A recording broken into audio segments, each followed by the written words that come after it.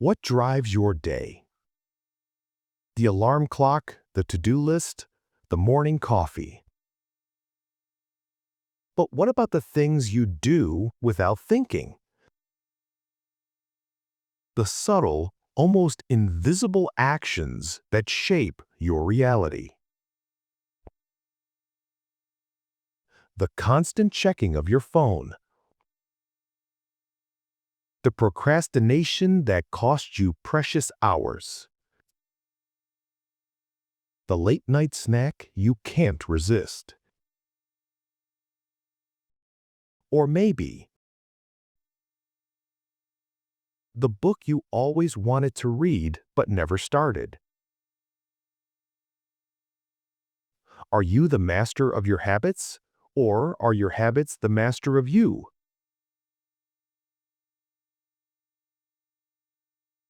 This isn't just about willpower. It's about understanding the hidden forces at play, the invisible code that runs our lives. Let's explore this together. Consider this. Every habit, good or bad, is born from a simple four-step process. It's called the habit loop. It starts with a cue. That's the trigger that tells your brain to go into automatic mode and which habit to use. The cue could be something as simple as a notification sound from your phone. Then comes the craving, the motivational force behind every habit. You're not craving the habit itself, but the change in state it provides. You don't crave checking your phone, you crave the fleeting escape from boredom. Third, the response. This is the actual habit you perform. The action itself, like picking up your phone or reaching for that snack. It's the most obvious part of the habit, but it's fueled by the craving that came before it. And finally, the reward. The reward satisfies the craving. The sense of relief after a long day, or the sugar rush from that late-night snack. It's what makes the loop complete and signals to your brain that this action is worth remembering for the future.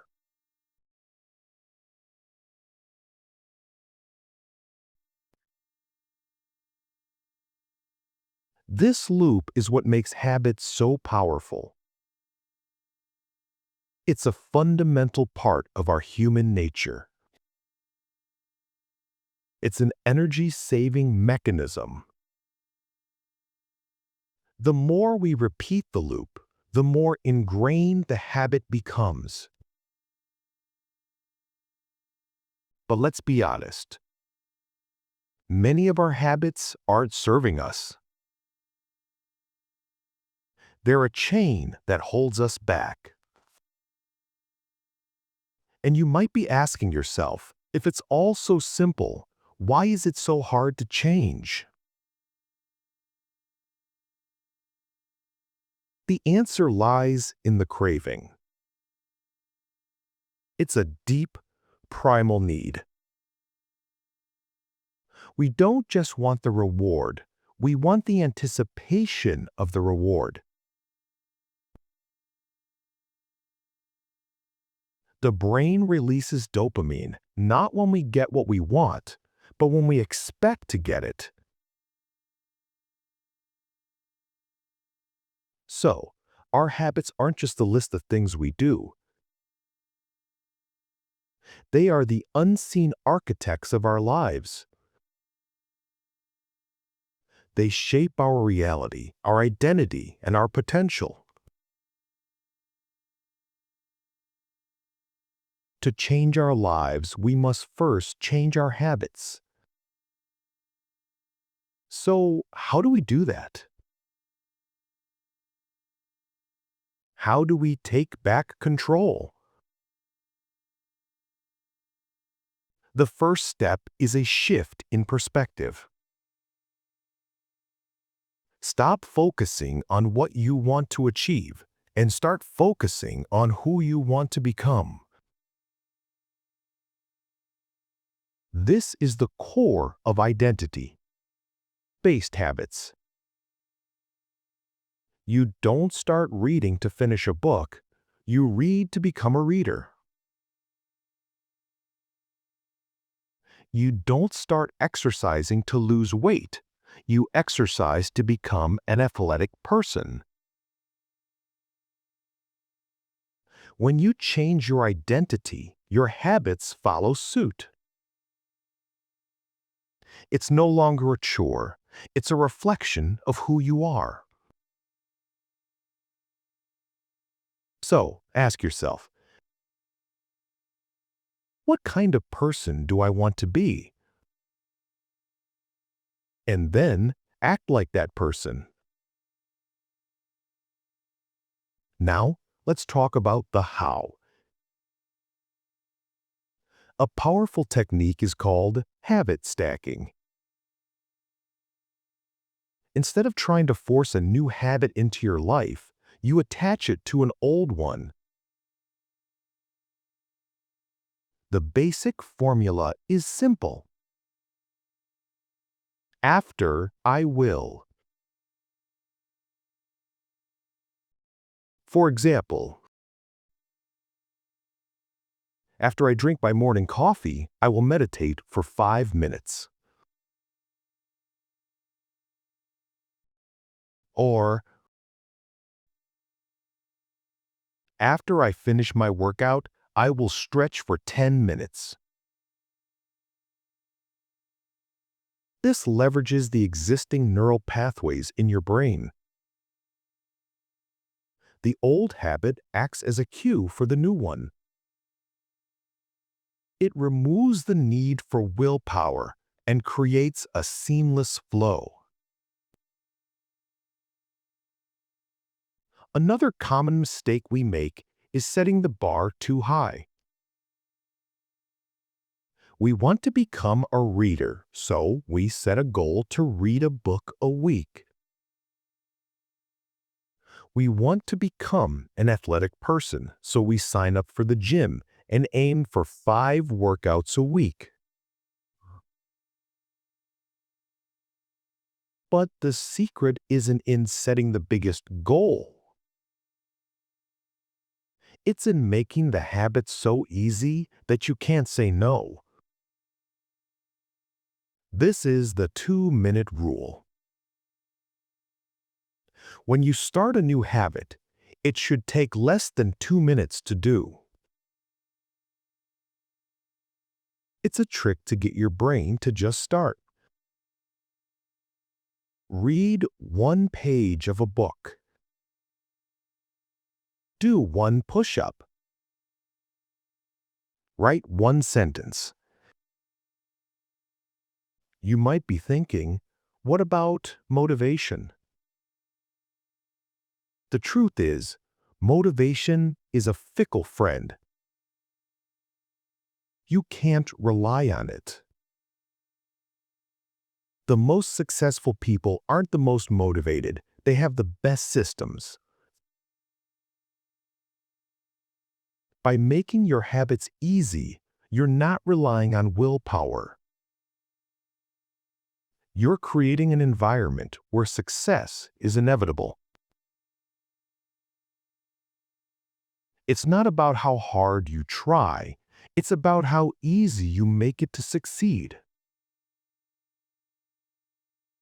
This small, consistent effort creates momentum. And that momentum is far more powerful than any burst of motivation. But what about the bad habits? The ones we want to break? It's tempting to think we can just stop, but the mind abhors a vacuum. You can't just remove a habit, you have to replace it. The key is to identify the cue and the craving.